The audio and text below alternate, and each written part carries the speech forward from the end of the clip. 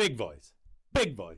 Hello. Today I want to talk about Prime Hydration, that brightly coloured energy drink that's been flooding your shelves for the past few years. If you wondered where the fuck that came from and how so much of it got onto your shelves so quickly, keep watching because I'm going to tell you. What I'm going to do is I'm going to talk through the rise and the fall of Prime Hydration, and I'm going to talk about what the existence of Prime Hydration means for your democracy, for your economy, and for you specifically. And then we're going to talk a little bit about what we can do to stop things like that happening in the future. So hit like, hit subscribe, and let's get into it. So, started in 2022 by the YouTube influencers, turned boxers, then they went back to being influencers, and now I ain't got a fucking clue what they do, and I'm not sure anybody else does either. Logan Paul and KSI. Armed with 40 million YouTube followers, a boatload of cash, and a bus full of sycophantic people willing to do whatever it is that they ask, they were able to flood our shelves with a hugely caffeinated drink, and they market it at our kids, specifically our young boys, and they made it so that they felt like they had to have a Prime bottle in order to fit in at school. They made off with roughly around $1.2 billion and were able to sell 1 billion bottles of this stuff, at least. How did they do this? Well, they did what's called scarcity tactics.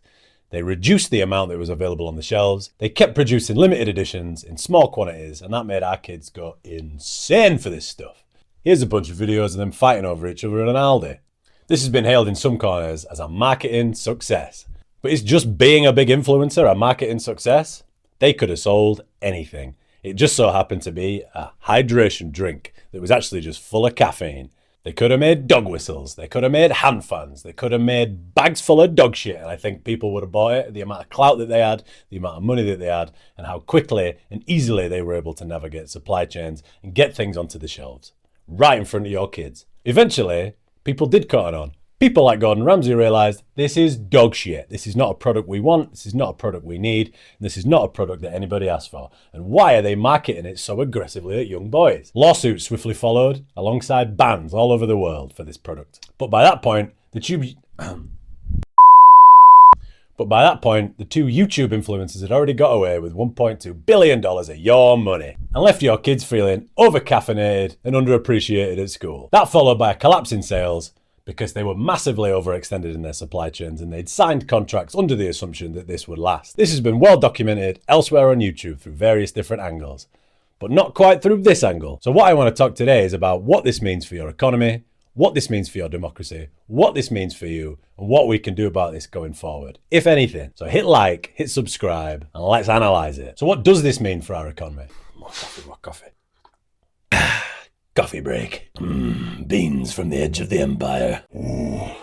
Ignore this, I'm going to fix it. What does this mean for our economy? Firstly, our understanding of the economy, typically for your average person, is probably that it relies on supply and demand, right? You buy a product, that sends a signal that there is demand for it.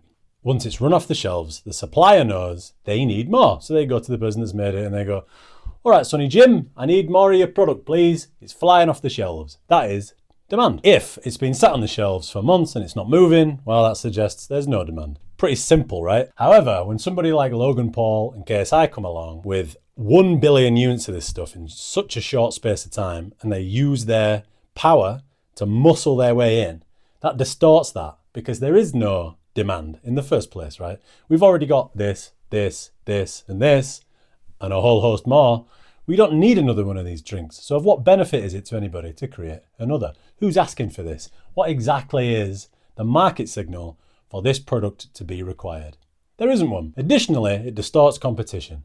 So what's supposed to happen is a product goes to market, somebody else decides they can do it better, they ship a better one, people buy that instead, and that's the dog-eat-dog world of capitalism, or so we're told. When somebody comes and bullies their way in like this, not only does it distort all the others, it suppresses other people's ability to ship something maybe potentially innovative to market.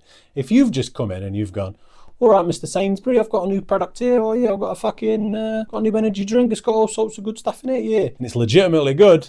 Well, and you're doing this when Logan Paul and KSI are shifting all this shit. You don't stand a chance. So that's going to tell you that that market isn't open for business unless you have a huge platform already. So it skews not to new upstarts who are innovating legitimately, but it skews to those who have the muscle to punch their way into the market. And that's not how it's supposed to work. But you will see examples of this in all sorts of different sectors. Finally, on the economy, it signals a clear shift to an attention-focused economy. And this isn't necessarily anything new. We are in the age of social media after all.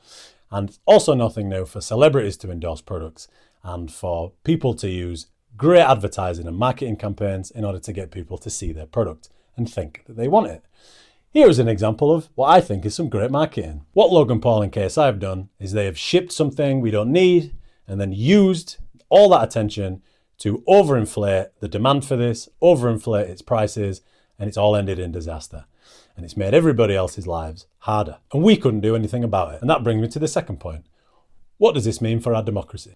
Firstly, those like Logan Paul and KSI, who own the means of production, they get to decide what's on the shelf. We don't get to decide what goes on there. Chris Van Tulloken and Joe Wicks recently did an interesting experiment that proves exactly this. They tried to cram as much shit as possible into a protein bar just to see what they could get away with. If they were so inclined and if they wanted to, they could have shifted a whole lot more. Fortunately for us, they didn't. Now you will say, well, somebody did say something about it. The governments came along and they banned it. By this point, they'd already made their money.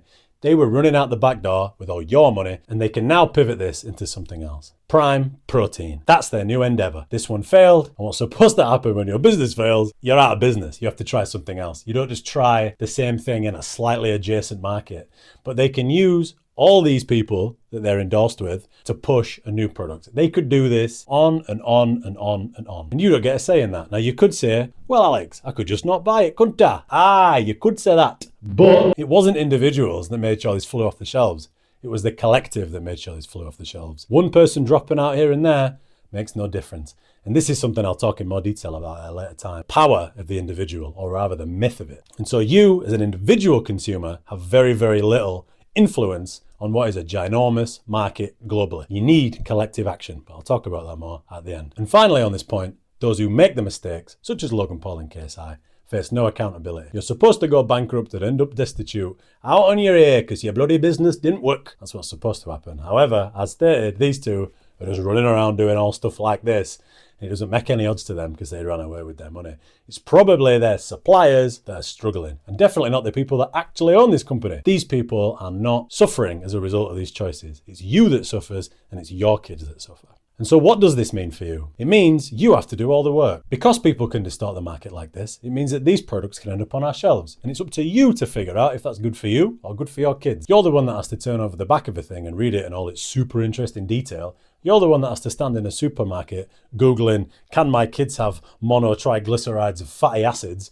And why are there 3 E numbers in my pork pie? That's all on you to do. There's nobody doing that for you. You have to figure all that out. So while you're running around your supermarket stressed anyway because your food's too expensive, you've got to figure out if it's actually food. That's your job to do. You're also paying inflated prices for useless shit. You can pick this stuff up now for next to nothing, but at the height of it, you were paying a lot of money for this. That it was adding money onto an already stretched food bill just because these guys wanted to turn a quick buck. And paradoxically, while your options seem like they're getting broader, they're actually getting narrower. Because people want to turn over a quick buck, they're certainly not going to do that by making 5-ingredient bread, are they? No, they're not. They need something that's cheap, they need something that's fast. And that usually signals something that isn't good for you. So whilst your supermarket aisles may be getting bigger and bigger and bigger, the actual useful stuff that's in there is getting smaller and smaller and smaller. Just go to your Greek yogurt aisle to see exactly what I'm talking about. And why do we need so many different types of oat milk? I have read the back of plant-based milks more than I care to admit. I'm sick of it. So finally, what can we do about this? Well, you've watched this video, so that's a good start. The first thing to do is to learn as much as we can collectively about this stuff so that we can start to take back the power and take back the control. We need to learn the ways to communicate this between each other so that we can tell our friends, our family, our co-workers, the people at the gym, random people in the street, the people on the bus, whoever it is you want to, the people down the pit. Whoever you want to tell, you tell them, you get them educated. And we want to do all this so that we can organize collectively. Because ultimately what we need is more democracy in our life. And what we don't want is to be dictated to by the people who own the means of production, because they do not have our interests at heart. And we want to organize so that we can stand up to these people and we can decide what's in our food supply. We need a locally, democratically run food supply where we decide what gets made, who makes it, what goes into it, what the welfare standards are, ensure it's affordable, and ultimately control what ends up on our plates and in our bodies. Next time you go shopping, pay attention to all this. Have a look around and down every aisle and think, hang on, is this just 150 gimmicky varieties of one thing? And actually, do I even need or want that thing? And try and decide what's on your shelf because you wanted it there and what's on your shelf because somebody wanted to profit from it. Sometimes those two things interact. Once upon a time, we needed fridge freezers. People wanted to make fridge freezers. Brilliant. That, however, cannot grow infinitely, and we have definitely reached critical mass now in our innovation, and we are just making shit for the sake of it, as evidenced by Logan Paul and KSI and their recent endeavour. Finally, hit like, hit subscribe, share this with your friends, and go over to my Substack so you can read a little bit more about this in detail. And what I try to do is show you in your everyday life how you can tell the health of your economy, the health of your democracy, and what it says about where we're going in the future, just through interaction with everyday things like supermarkets. So thanks very much for watching, and I'll catch you next time. And this microphone better work this time, or I'm going to scream bloody murder!